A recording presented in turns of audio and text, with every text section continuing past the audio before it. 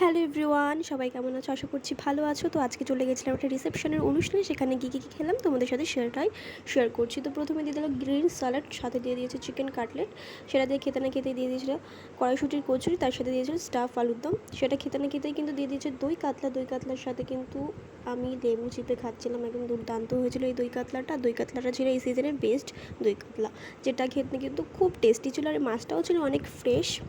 তো খেতে খুব ভালো লেগেছে আমার এটা।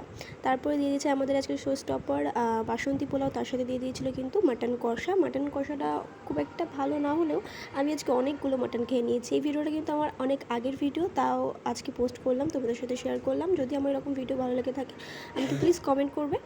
তো দেখো আমি কীভাবে মাটন খাচ্ছি, যেইভাবে বাড়িতে আমি খাই সেইভাবে কিন্তু বিয়ে বাড়িতে গিয়েও আমি খাচ্ছি।